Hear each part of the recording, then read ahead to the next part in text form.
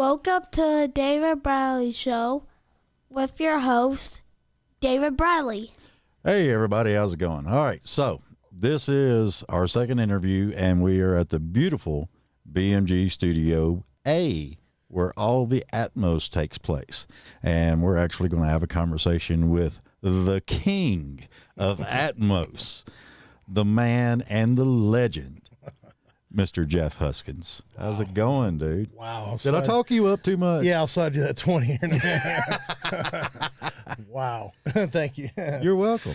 Yeah, man. Well, welcome to BMG Studio A. Dude, I'll tell you what, when you cranked that bad boy up a while ago, and I told you I was going to say this on the air, Yeah. it is just flat out badass. I mean, I've never in my life. Because, I mean, you know, back in the old days, we had the surround sound, we had all that stuff, and we thought we were cool with the big stand-in main speakers and all that other stuff. Oh, yeah. Listening to it go around the room. You're like across the room, this way, that way, every kind of way. And it just, man, I just did not ever realize how much that kind of completed the fulfillment of hearing. It's like a big old musical bath. Yeah, it is. It's Gets wild. all over you. Yeah, it's a lot of fun. Shoot. How'd you get into that? Well, back in about 2015, I got to be involved with there was a movie called Frozen. Right. And they were doing the whole, Atmos thing on that. And I saw it and I went, ooh, I got intrigued by it. Right. And then I went up to Portland, Maine. There's a guy named Bob Ludwig who's a very famous mastering engineer that's been around forever and ever. And I was working on a Mark Chestnut record, and he said, come here, I want to show you this. So we went in this room, and this was only in 5.1. Yeah. And he had it set up, and he was playing the Roy Orbison, the black and white. Remember that one where it had Springsteen and all that stuff was in the band? And Yeah. And I sit there and watch that and just went, okay, well, there went my son's college fund. And I got addicted. And then the Atmos thing came out, and some of my friends over at Westlake Pro were kind of early adopters of it. And they turned, we all started talking. Next thing you know, I'm buying gear and got into it. And usually I'm the guy that gets into some, I pick beta over VHS. Right. I'm that guy, that gets it wrong every single time. Yeah.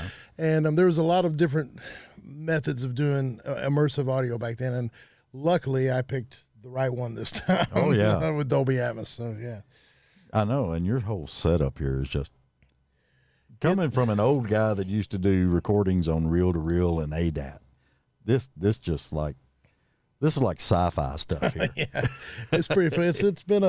It's the never changing studio, because something new comes out, you got to try it at least and see if it works and if it can integrate in your system or not. But yeah, it's always changing. Yeah, I love it though. Yeah. I mean, it's really cool as all get out. Well, thank you. It's been in here for about 3.5. Well, since before 2020, so into 2019, 2020. Right. My great friend John Loba, who's our CEO here and president, he came to me and said, "Hey, I need help with this Dolby thing." And I said, "Well, okay, I'm into it." So I moved in here, and we had Dolby come out and tune the room, and it's not the ideal space for what I really need, but hey, it works. Yeah. And well, the rest is 4,000 songs later. That's where I'm at. Yeah. So yeah, because like we was talking before, I mean, some of the albums that come out through here, and you just didn't really realize it, and then. Yeah, it's been. I get to be the human jukebox a lot of times, because I've got to do, well, just a few. I got to do Jason Aldean's "Making in Georgia" record. That was one of the first things I did when I moved in here, and then since then I've done. I just did the Lainey Wilson record. And she won the Grammy with that. We were fortunate enough to win Country Album of the Year. So got some hardware coming for that. So that's pretty cool. And then you got to call me and let me know, because I just want to come and see it. Yeah. So I was talking to our GM up here, Peter Strickland, and he said, "Hey, when you get the box, don't just open it. You got to film it opening, because apparently it's an event that is packaged crazy." Oh, yeah. And so. Well, I mean, there's a big following on a lot of these podcasts and stuff like that, and it's called unboxing. Yeah. That's all they do is order stuff and unbox stuff. Check this out. Yeah. What is it? What could it be? Yeah, that's funny. And everybody's sitting at home going, "It's on the side of the box." Yeah, that's right. It's a mystery. But, the mystery of it all. But yeah, that'll be a fun day because I've come close a couple times, but never won. That's the first one, so I'm pretty excited. Yeah. Well, from hanging out with you before we started taping and everything, and listening to this and the work that you do with it, I mean, it is. You might as well just go ahead and build a big shelf back there because I don't think it's going to be your first one, dude. Man, there's going to be so many more up there. Bless you, but I feel honored just to get to work with the people I get to work with, and that's a lot to do with the guys upstairs. Yeah. John Loba and Katie and just everybody, Peter, everybody. They're like family. This is a really great environment to be in, and they just keep sending me stuff to mix. It's been amazing. Well, and, just let me know at any time. I'll bring a cot and I'll put it in the room next door, and I'll just hang out with you. I've been trying to figure out how to put a Murphy bed in here. Yeah, I probably know a guy. Yeah, that's right. Yeah, I went. The longest run was 409 days, no days off. Wow. And 16-hour plus days, and that's probably why I sound a little hoarse. Yeah. But that was the longest run, and it's just you got to keep going. Just got to keep rocking it. And the beauty of it is it's not, to me, it's not like work. It's so much fun because you never know what I'm gonna get. One day it's Latin, next day it's country, next day it's rock, next day it's hip hop, next day it's Afro pop. I mean, literally everything under the sun. Well, I mean, that's where you're lucky because I mean, from back in the old days, I mean, you would literally get burnt out if you was doing one genre all the frickin' time. Yeah. But with you being diversified to where you're doing everything, I mean, it's like a party every day. Yeah, it's great. And of course, being in Nashville, it still 60% to 70% country. Mm-hmm. But I get to I've worked on Wiz Khalifa's records, guys like that, and just that's so much fun. I love it, and I'm really kind of got this fetish for Latin pop right now, even though I don't understand a word they're saying. But I didn't understand a word they sang when you played it, but I was just like, holy crap. Yeah, it's so much fun because there's so many moving parts and so many moving elements. It just lends itself to this Atmos environment of where you can, do anything. So, yeah. So tell everybody what the big difference is with the Atmos and the regular Dolby, because I know there's probably a lot of people out there that don't actually know. Yeah. Well, Dolby Atmos is basically, it's a 714 environment at its core. It can be bigger, it can be 916, it can be all the way up to 64 channels. So it can be huge for like a movie theater kind of thing. Right. So this room is a 714, which means there's 3 speakers in the front, 2 on the sides, 2 on the rears, 4 above us, and then subwoofers. So, and what makes it unique about Atmos is if you've got all this stuff, great. It sounds, amazing, but you don't have to have everything in the room to actually make Atmos work. All the way down to a sound bar, and then the holy grail, our phones. And that's why it's taken off so big with all the artists and all the record labels, because it's on your phone, and so it's amazing. So. And now in your cars. Cars and everything down to Kias. I think the F-150 Ford has got an option for it now. It's like, that would be. I'd probably have a wreck. But, well, you never know. Yeah, my co-host Kirsty and I were out at the NAMM show, and I know I was so jealous. She got to get in they had Dolby had a Mercedes Benz out there that had the Atmos system in it, and it was. Yeah, she said it was pretty unbelievable. I can imagine. Yeah, because when I first sat in a Bose audio car, it would just blow you away. And I can't wait to hear more. It's going to be awesome. I mean, it's, dude. I'm telling you, if I was an artist today, I'd be bringing my butt up here to see you. Well, thank you very much. Well, I tell people all the time, we've been stereo since 1942, and that was when We went from mono to stereo, and I remember, reading things about people going, "Oh, this is never going to work. This is, that's crazy. Who needs 2 speakers? That's just nuts, And then it becomes a standard. Well, I truly feel that we're probably a year to maybe 2 years away where there's not going to be a need for a stereo mix like it is today. Because your phones have Atmos, your TVs have Atmos, your cars have it. It's everywhere. The only the last remaining frontier is really terrestrial radio. And once that happens and we start broadcasting the Atmos file, via digitally into the cars, well, game over. So, but yeah, it's a new day. It's a long way from 8-track. yeah, it is. It sure is. And cassette recorders. And, yeah. Well, I mean, when we were growing up, I had an 8-track in the Mustang, and then I was like trying to get all these tapes and everything else. And you wind up with a big old box of tapes in the back of your seat. That's right. In the back seat. And then it went to cassette. Yep. And everybody was like, the greatest thing ever, and then the CDs. And I mean, it was just, I always said it was the music industry's way of kicking more money out. Yeah. Well, CDs were unique. I liked them. I mean, they didn't sound as good as LPs, but they didn't scratch as easy. No.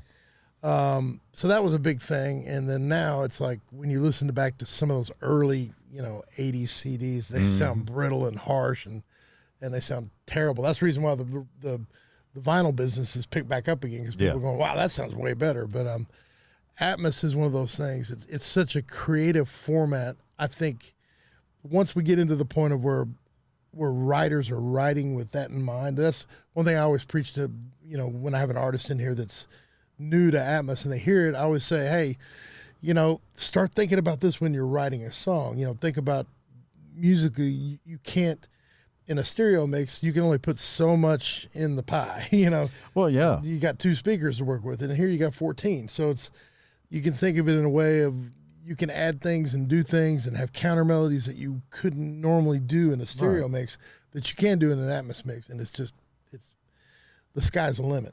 Well, that's what I liked about it so much when you was explaining it to me, because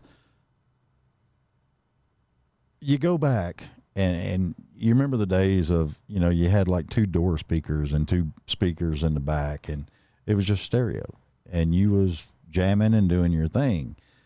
But with this, it doesn't matter how many speakers it does, because it just does it all. Yeah, it's crazy, and it's getting better and better every day. There was a time period when it first came out that, just being totally blunt and honest, there were a lot of bad mixes out there, because a lot of people didn't understand the concept of it. They thought it was basically, here's a stereo track, you put a plug in on it, now it comes out 14 speakers, done. And that was a bad time for the Atmos business. Oh yeah, that sounds like a nightmare, actually. Yeah, but, and that being said, one of the designers of what we call the renderer is a guy named Kerry Thomas that worked for Dolby for many, many years. Yeah. He now has moved and he works at Apple, and he is in charge of a QC department that basically goes through every single Atmos mix that comes in and kind of controls the ship and go, if it's not up to the specifications that we're bound by, then they kick it out and make you redo it. So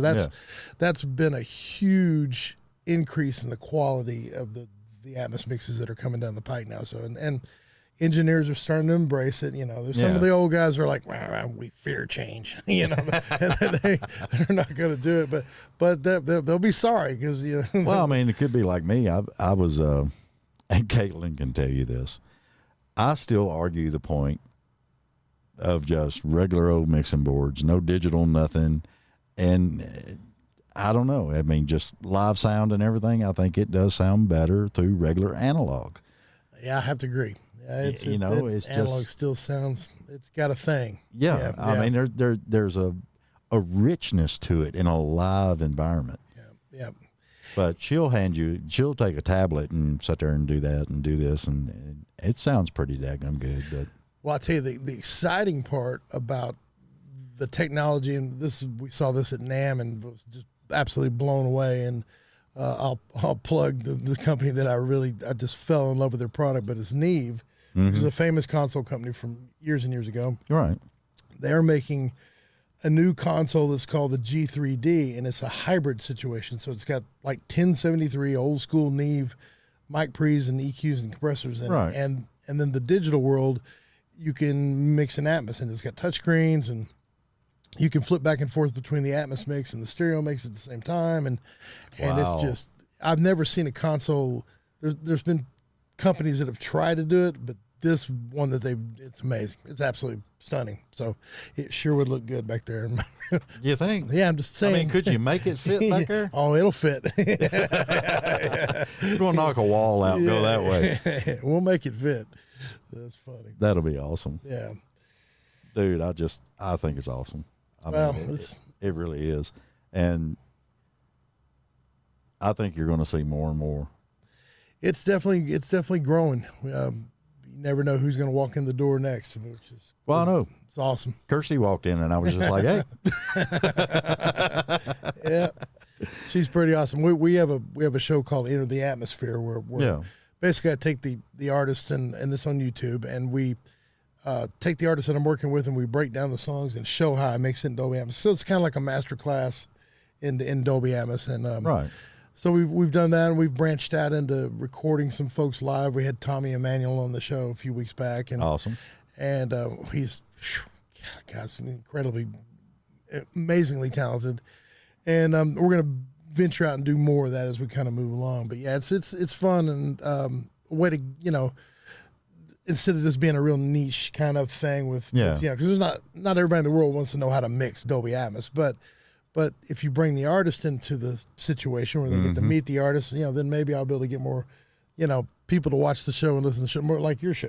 Yeah. Well, yeah. I mean, I just, my big thing with my show and stuff that I've done is it's all about helping the artist and getting them out there.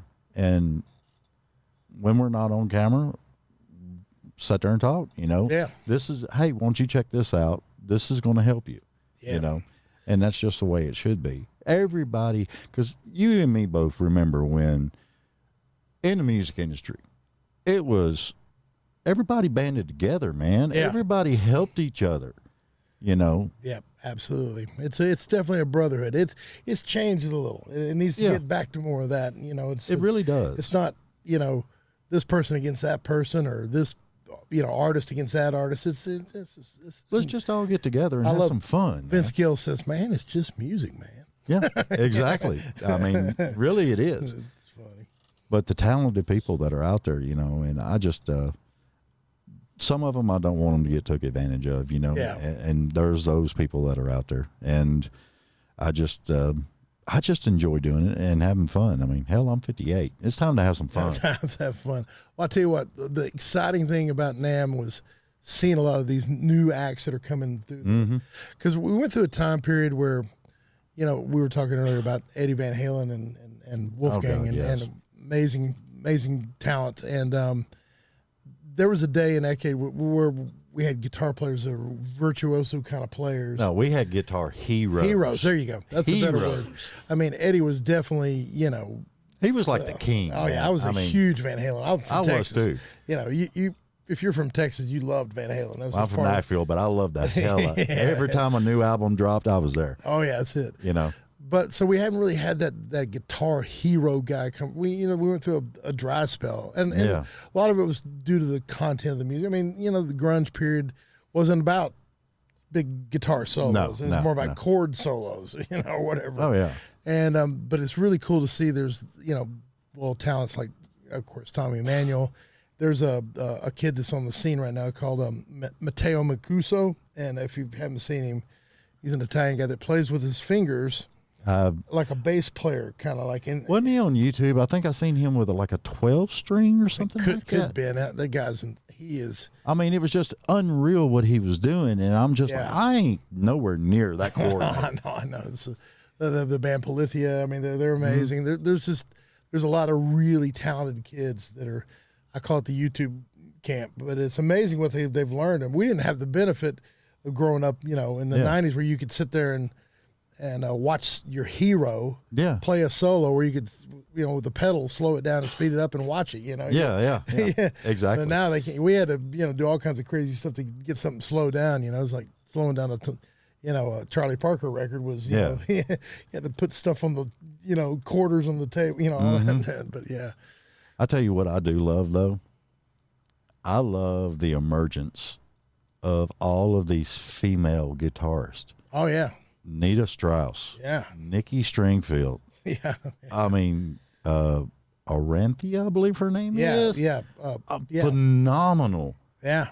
I mean, these ladies are out there just kicking girl power all out there. No, it's amazing. Yeah, it's got to keep your chops up, boys. Oh, yeah, I'm telling you. Yeah. The girls are on the way. That's right.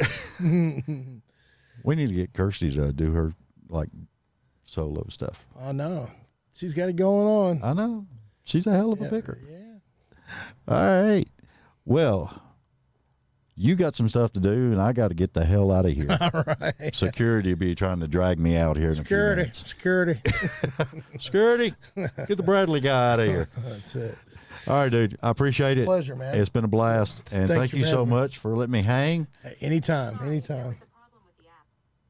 There's a problem with the app. What the? Was that my phone or yours? I think that was your phone. I think I squished it when I leaned over. Look, he's trying to call security on me already. I was. There's a problem with Bradley. Uh-huh. All right. That was awesome. So, anyway, remember, everybody, like, share, follow, subscribe. If you're an up-and-coming aspiring artist, I highly recommend the Atmos, because I have never in my life had an eargasm like I did earlier, and it was just insane. I love it, and, well, we're out. Catch me more later. Sounds good, brother. Thank you for having me. We'll see y'all later. Bye. Bye.